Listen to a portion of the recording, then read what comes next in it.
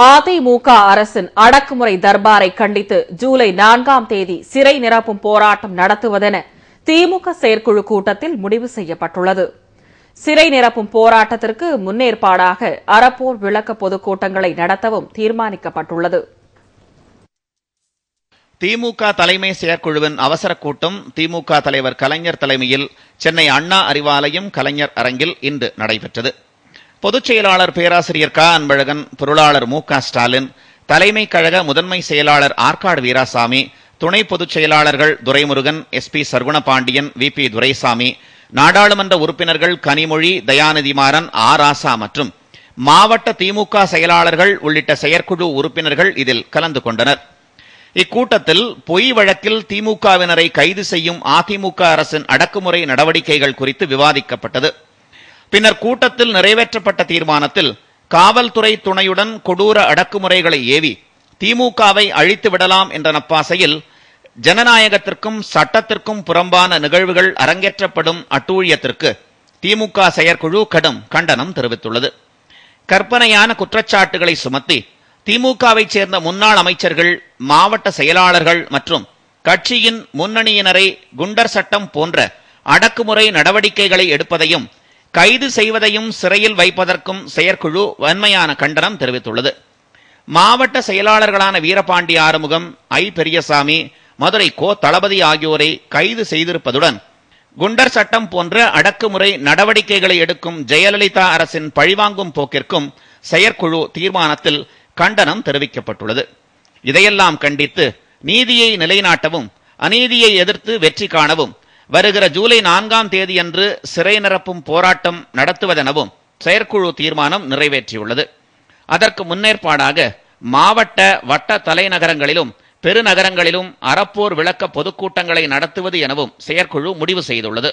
இதனைத் தொடர்ந்து சென்னை புரைசைவாக்கம் தானா தெருவில் இன்றிரவு நடைபெறும் பிரம்மாண்ட பொதுக்கூட்டத்தில் திமுக தலைவர் கலைஞர், பொதுச் செயலாளர் பேராசிரியர், பொருளாளர் மு. க. ஸ்டாலின் ஆகியோர் உரையாற்றுகின்றனர். அரசியல் காழ்ப்புணர்ச்சி காரணமாகவே அதிமுக அரசு திமுகவினர் மீது குண்டர் சட்டத்தை பிரயோகித்து வருகிறது என்று திமுக தலைவர் கலைஞர் குற்றம் சாட்டியுள்ளார். அனைத்து வழக்குகளையும் சட்ட ரீதியாக சந்திப்போம் என்றும் கலைஞர் தெரிவித்தார். திமுக தலைமை செயற்குழு கூட்டம் முடிவடைந்த பிறகு செய்தியாளர்களிடம் பேசிய திமுக தலைவர் கலைஞர், அதிமுக அரசுக்கு எதிரான சிறை நிரப்பும் போராட்டம் பற்றிய முடிவை பொறுத்திருந்து எடுத்துள்ளோம் என்று கூறினார். அதிமுக ஆட்சியின் மக்கள் விரோத நடவடிக்கைகளை கண்டித்து மத்திய அரசிடம் ஆட்சியை கலைக்குமாறு கோரமாட்டோம் என்றும் அவர் தெரிவித்தார். திமுகவினர் மீது தொடரப்பட்ட அனைத்து வழக்குகளையும் சட்ட ரீதியாக சந்திப்போம் என்றும் கலைஞர் கூறினார். அரசியல் காழ்ப்புணர்ச்சி காரணமாகவே அதிமுக அரசு திமுகவினர் மீது குண்டர் சட்டத்தை பிரயோகித்து வருகிறது என்றும் கலைஞர் தெரிவித்தார்.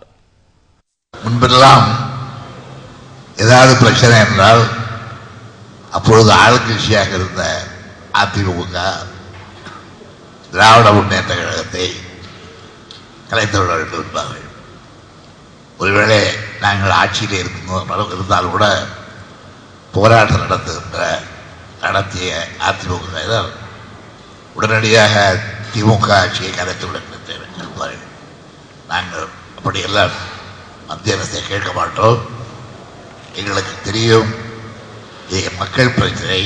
இந்த பிரச்சனையில் ஒரு மாநிலத்தை மத்திய அரசு கலைக்க வேண்டும் என்று கேட்டுக்கொள்வது முறையல்ல என்பதை நாங்கள் ஆங்காங்கு சட்ட ரீதியாக எதிர்கொண்டிருக்கிறோம். அதில் வெற்றியை பெற்றிருக்கிறோம். சட்ட ரீதியாக எதிர்கொள்கிறோம் என்ற காரணத்துக்காகத்தான் உடனடியாக நீதிமன்றத்துக்கு சென்று வீரபாண்டி ஆறுமுகத்திற்கு நீதி வழங்க முடியாமல் செய்ய அவரை குண்டர் சட்டத்திலே இன்றைக்கு போட்டிருக்கிறார்கள்.